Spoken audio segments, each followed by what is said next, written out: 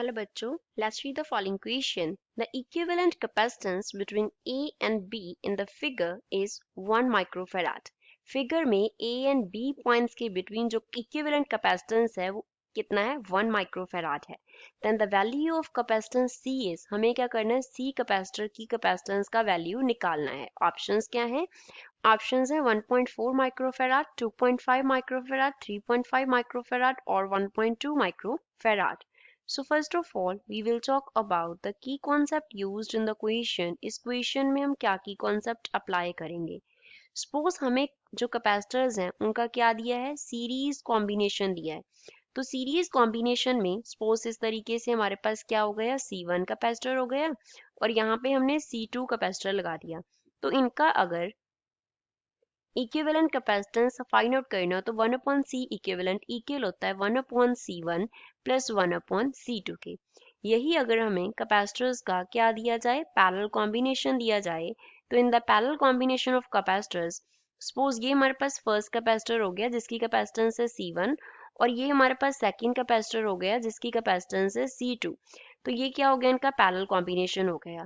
तो इनकी जो इक्विवेलेंट कैपेसिटेंस होगी C इक्विवेलेंट वो इक्वल होगा कि इसके सिंपली C1 प्लस C2 के. अब इस क्वेश्चन को सॉल्व करते हैं. क्वेश्चन में इस तरीके से ये A पॉइंट दिया गया है, यहाँ पे कैपेसिटर है C, यहाँ पे जो कैपेसिटर लगा हुआ है उसकी कैपेसिटेंस है 2.5 माइक्रोफैराड और इसके पैरेलल में यहाँ पे क्या है 1 माइक्रोफैराड का कैपेसिटर है, 1 microfarad.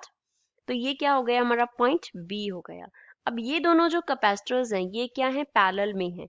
2 microfarad and 1 microfarad, 2 microfarad and 1 microfarad, ये दोनों कैपेसिटर्स क्या हो गए हमारे पास, पैरेलल में हो गए. तो इनके लिए सपोज इनका इक्विवेलेंट कैपेसिटेंस है Cp.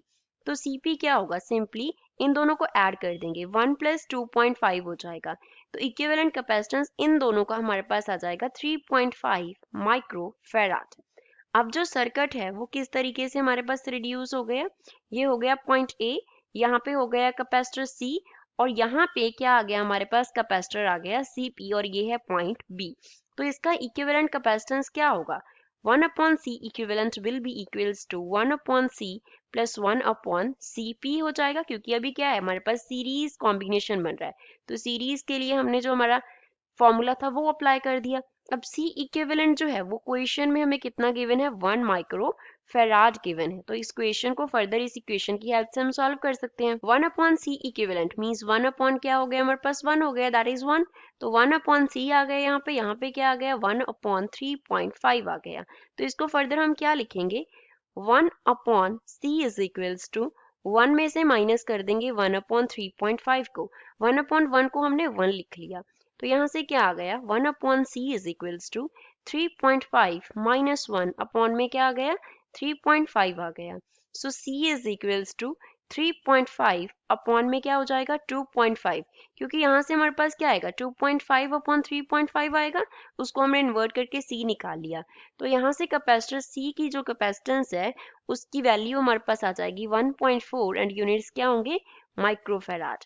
So this is final answer for the given question. तो given option में से A जो है वो इस question के लिए correct answer है.